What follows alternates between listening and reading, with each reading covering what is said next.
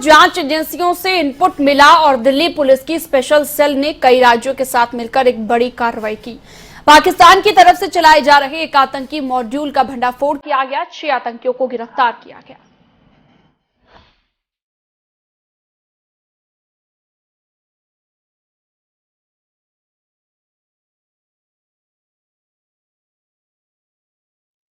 देश को हिलाने की साजिशें हो रही हैं। पाकिस्तान अपनी नापाक हरकतों से बाज नहीं आ रहा।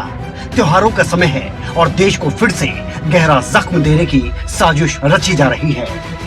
अभी जम्मू में एक आतंकी साजिश को सीआरपीएफ ने नाकाम किया था कि दिल्ली पुलिस की स्पेशल सेल को भी एक बड़ी कामयाबी हाथ लगी। दिल्ली पुलिस ने 6 आतंकियों को गिरफ्तार किया है।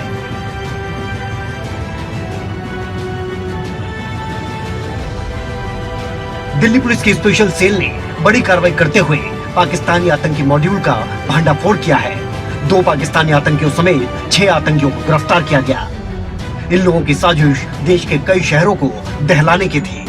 महाराष्ट्र, यूपी, दिल्ली समेत अलग अलग राज्यों से इन आतंकियों को गिरफ्तार किया गया और आतंकियों से आरडीएक्स भी बरामद किया गया है।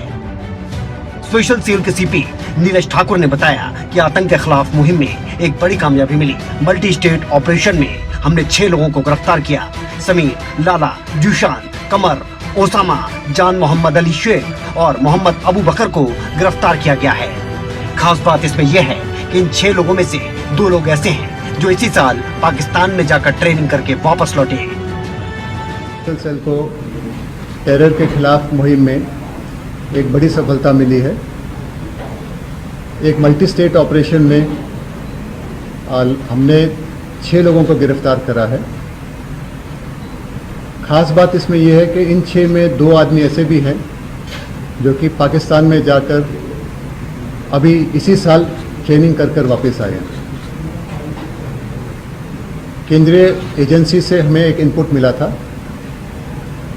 कि भारत के कुछ प्रमुख शहरों में कुछ आतंकी घटनाएं करने की एक साजिश हो रही है जो कि बॉर्डर के उस पार से है। नीरज ठाकुर ने बताया कि ह्यूमन और टेक्निकल इनपुट को जब एनालाइज किया गया तो पाया गया ये तो कई राज्यों में फैला एक बड़ा नेटवर्क है। इसमें से 2 लोग इसी साल अप्रैल में मस्कट गए थे। वहां से जहाज की मदद से उन्हें पाकिस्तान ले जाया गया और इस ट्रेनिंग के बाद वो लोग वापस लौट आए। एक महाराष्ट्र के रहने वाले समीर नाम के आदमी को गिरफ्तार करा है। इसको कोटा में एक ट्रेन में हमने गिरफ्तार करा।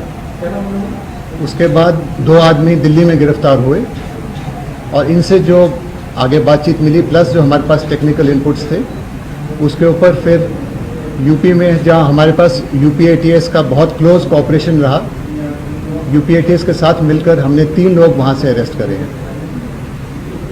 इसमें जैसा मैंने बताया 2 आदमी ऐसे हैं जो कि अभी अप्रैल में यहाँ से मस्कट गए थे। यहाँ से वो बाई एयर गए और वहाँ से मस्कट से इनको by ship and boat Pakistan ले जाया गया। वहाँ ग्वादर पोर्ट के पास एक फार्म हाउस में इनको रखा गया और जहाँ पर कि इनको एक्सप्लोजिव बनाने में और साथ में fire arms including AK-47 handle और फायर करने की ट्रेनिंग दी गई।